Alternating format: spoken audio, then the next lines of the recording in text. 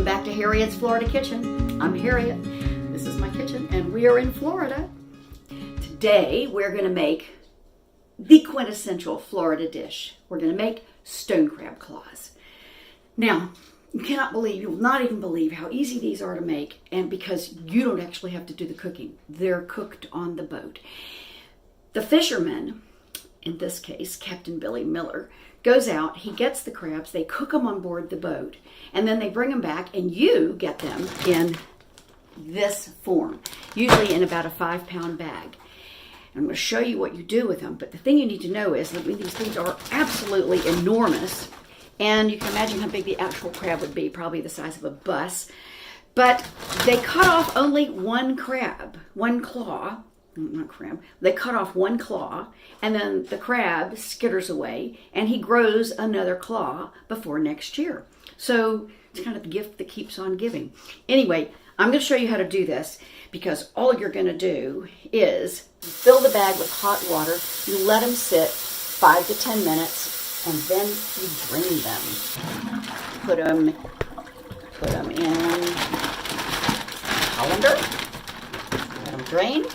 I like to put them on some paper towels, and then you're ready to eat. Now for the muscular, energetic part. You can either crack the shells with a big hammer, or you can buy one of these contraptions online or directly from Captain Billy. And as you can see, it's real handy. You just crack the shells in several places, and once you've cracked them pretty thoroughly, you can then you can use a standard nutcracker or a lobster cracker to get them more finely. And I serve them on the table. I serve them at the table largely cracked, but I put one of the nutcrackers by everybody's plates so they can do the rest of it themselves, the rest of the cracking. And then before you serve, last thing you do is you melt the butter in the microwave and pour it in bowls, which you can put by everybody's plates. Then you either squeeze a lemon into the butter, or you can serve quartered lemons on people's plates or on the serving plate with all of the piles of stone crabs. And that's all you do. Now I'm just going to show you with one crab, because actually I'm serving these tonight and I'm doing a huge kind of bowl full of them. But this is how much meat came out of that one kind of medium-sized crab. So now you've done your butter and lemon. It's ready to go. And I know most people like to eat these with their fingers, but that kind of bugs me a little bit. So I like to use a little bit of a seafood fork, and I'm telling you, it was the best treat ever. And so you can just dip your crab claw right in here into the lemon and the butter, and we've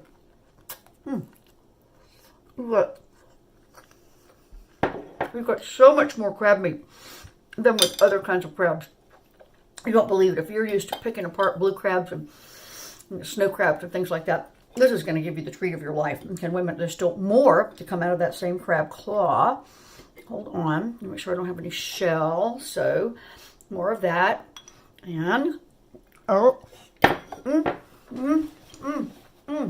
so good. So as you saw, those are slightly warmed up with the hot tap water, but you can also have them cold, which is just delicious, although I think the butter can kind of curdle on them. You can have them with mayonnaise, you can have them with a hollandaise sauce.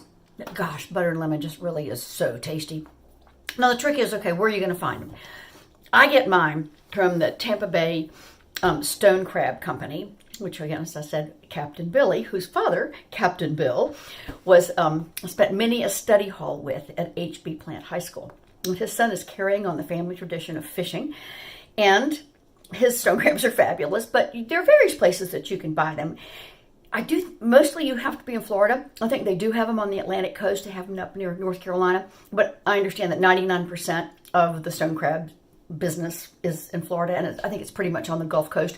You can get them up near Homosassa, you can get them at Crystal River, you can get them, but certainly near Tampa. So I recommend that you do that. If you want to go to the Tampa Bay Stone Crab Company, you can find their Facebook page or their Instagram page, and you can contact them through private messaging, whatever that's called. Anyway, and let them know, and you can tell Captain Billy that you would like your 5-pound bag. Thank you very much. You will get sticker shock, but his prices are even better than most people's, which will really startle you. Now, before we go, one more pro tip from Harriet's Florida Kitchen. Once you've been eating all of these things, mostly with your hands, dipping them into the butter, putting them into the lemon and all that, your hands will be disgusting, and you will be using your cloth napkins, of course, or mini paper napkins, or you can do this with paper towels, or you could put it on newspapers, but you still have to wipe your hands. So I found this very cool thing, as it happens in Cornwall. There's this wonderful thing that you can put on little tiny plates that are next to your guests' plates, and they won't know what they are. They'll think they're an aspirin or something, but they are compressed napkins. And so you add water, and they do this amazing thing where they grow before your very eyes, and all you've done is add water, and then you squeeze it out and open it up like that, and you have a moist towel that is part paper, part cloth. It's very strong, and you can daintily wipe your mouth. You can do your hands, and everybody won't have to leave the table in order to go off to wash their hands. Okay, that does it for Harriet's Florida Kitchen today. Probably the biggest taste treat ever. Certainly the most absolute Florida treat. Thank you so much for watching. I'll see you on the next episode. Bye.